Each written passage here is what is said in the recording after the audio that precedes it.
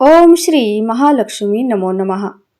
श्री महालक्ष्मी मातेच्या कृपेने तुमच्या सर्व इच्छा मनोकामना पूर्ण होत ही महालक्ष्मीच्या चरणी प्रार्थना करून आजच्या आपल्या या व्हिडिओला सुरुवात करूया।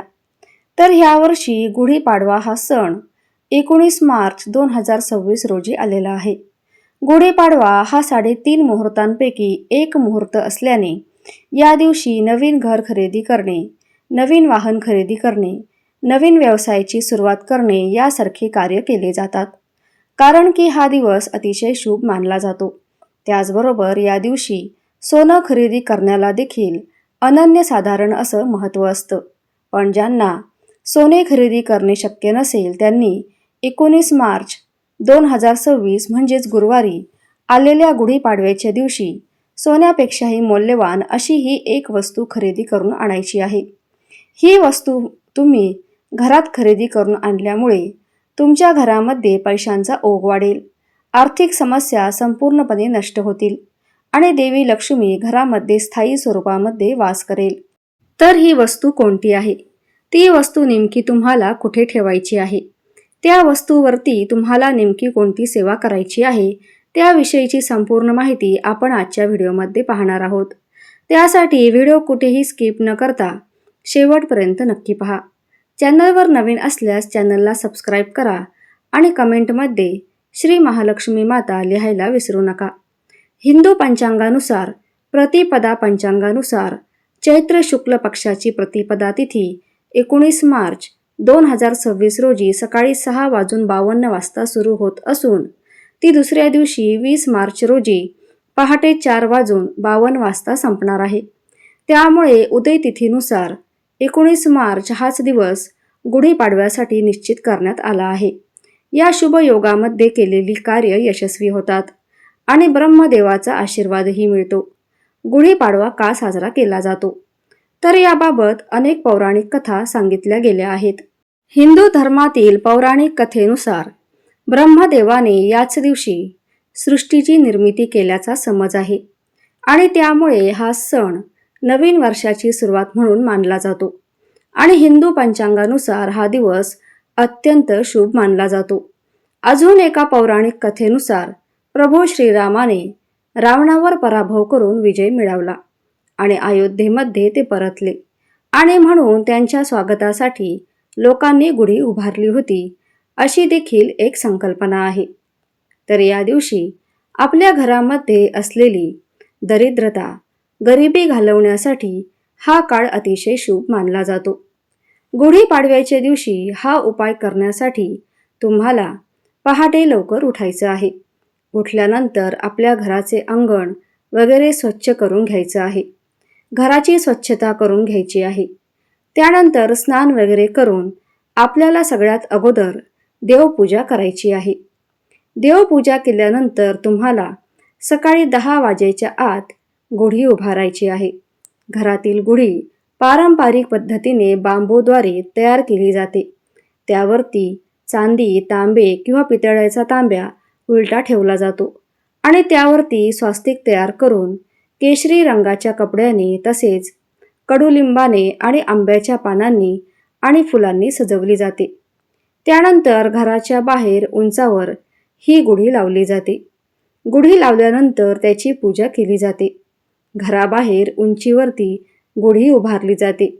गुढीवरती उलटा करून ठेवलेला तांब्याचा कलश असेल, त्या कलशावरती ज्यावेळेस सूर्याची कोवळी किरणे पडतात आणि ती कोवळी किरणे परिवर्तित होऊन आपल्या घरामध्ये येतात, त्यामुळे आपल्या घरामध्ये एक प्रकारची सकारात्मक ऊर्जा संचारते आणि आपल्याला गुढीपाडव्याच्या दिवशी करायचा आहे तो सकाळी 10च्या आतच उपाय करायचा आहे।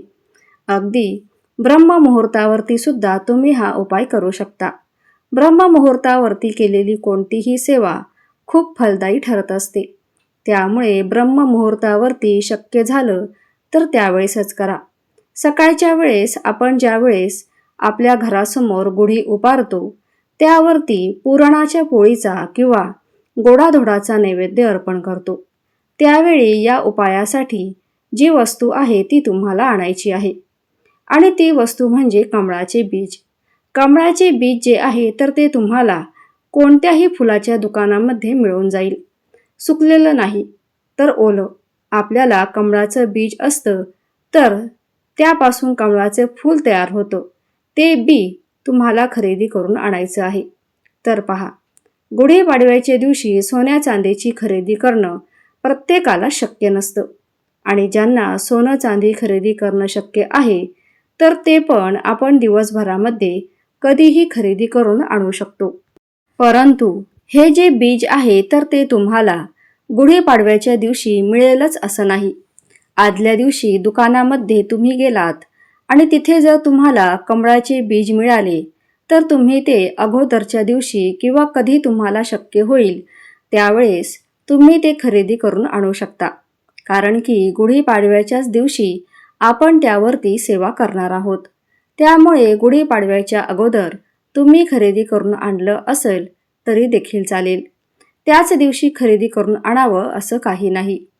तर आपल्या घरातील गुढी उभारल्यावर मग आपल्याला देवासमोर बसून हा उपाय करायचा आहे. तर सकाळीच आपण देवपूजा केलेली असणार आहे. त्यामुळे देवघरातील दिवा प्रज्वलित असणार. पण आपल्याला एक धूप अगरबत्ती देखील लावून घ्यायची आहे. कोणतीही सेवा ही अग्नीच्या साक्षीने आपण करत असतो. आता हा जो दिवा आहे तर तो आपण प्रज्वलित केलेला आहे. तो दिवसभर सुरू राहील याची काळजी आपल्याला घ्यायची आहे. कारण की अखंड लक्ष्मी प्राप्तीसाठी आपण सेवा करतो. त्यामुळे दिवा जो आहे तो अखंड सुरू असायलाच हवा. आता त्यानंतर आपल्याला हे जे कमळाचे बीज आहे तर ते घ्यायचं आहे आणि ते तांब्याच्या ताम्हणामध्ये ठेवायचं आहे आणि त्यावरती पाण्याने, पंचामृताने आणि परत पाण्याने, पंचामृत नसेल तर दुधाने अभिषेक करायचा आहे. त्यानंतर कमळाचे हे बीज आहे ते स्वच्छ धुवून पुसून घ्यायचं आहे आणि परत त्याच ताम्हणामध्ये किंवा तुम्ही एखादी छोटीशी प्लेट देखील घेऊ शकता. त्या प्लेटमध्ये तुम्हाला कुंकू आणि पाण्याच्या मदतीने स्वास्तिक हे शुभचिन्ह काढायचं आहे.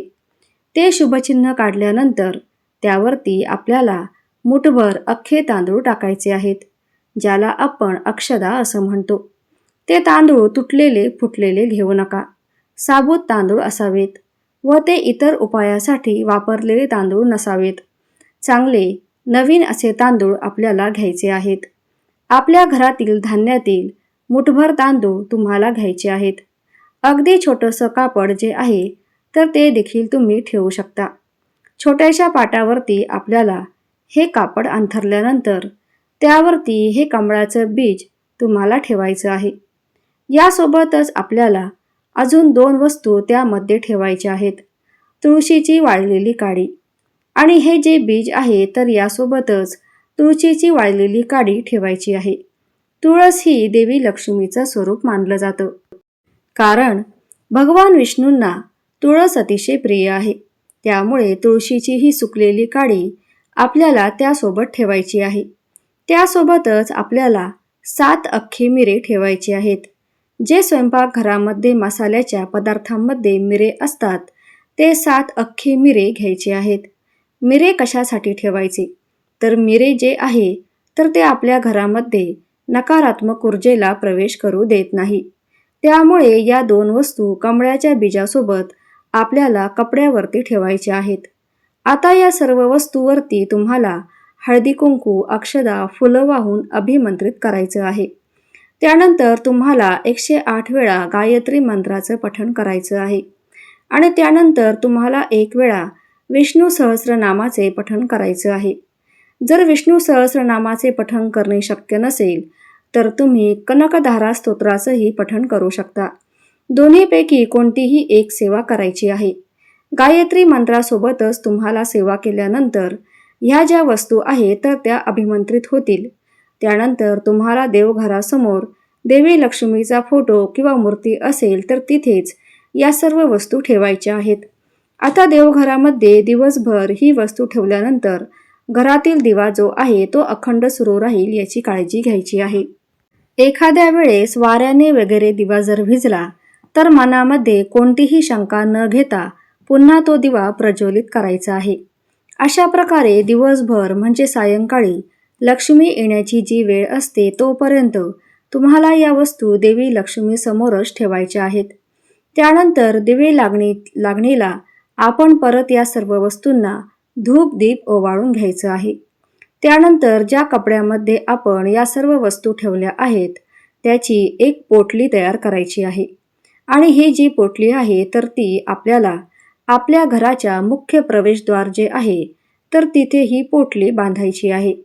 आपल्या घराच्या मुख्य प्रवेशद्वाराच्या आतल्या बाजूने ही पोटली बांधायची आहे. घरामध्ये आर्थिक स्थैर्य राहावं आणि देवी लक्ष्मीची कृपा आपल्या घरावरती राहावी म्हणून देवी लक्ष्मीला प्रिय असणाऱ्या वस्तू यामध्ये या वस्तू आहे तर त्या भगवान श्री हरिविष्णूला देखील प्रिय आहेत.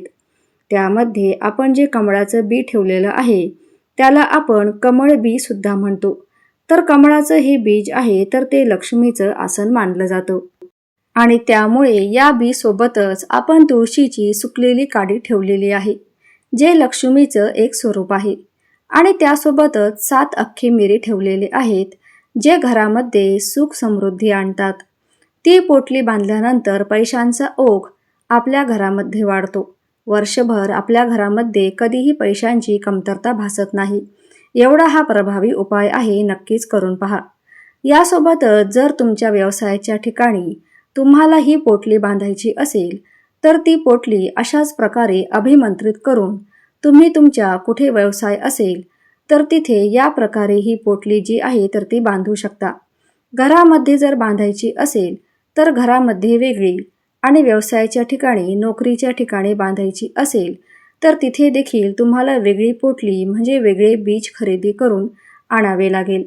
तर बघा, ही जी वस्तू आहे तर ती तुम्हाला त्याच दिवशी खरेदी करणं शक्य होणार नाही. आणि त्यासाठी तुम्ही गुढीपाडव्याच्या अगोदर तुम्हाला जेव्हा वेळ मिळेल त्या दिवशी तुम्ही ही जी वस्तू आहे ती खरेदी करून आणू शकता. तर यामुळे माता लक्ष्मी स्थिर राहावी, अखंड राहावी यासाठी गुढीपाडव्याच्या शुभ मुहूर्तावरती हा उपाय आपल्याला करायचा आहे. लक्ष्मीचा आशीर्वाद देखील तुमच्या घरावरती राहील असा हा उपाय नक्कीच करून पहा. तर हा महत्त्वपूर्ण व्हिडिओ आवडला असेल तर एक लाईक नक्की करा. चॅनलला सबस्क्राईब करा आणि कमेंटमध्ये श्री महालक्ष्मी माता टाईप करायला विसरू नका. धन्यवाद.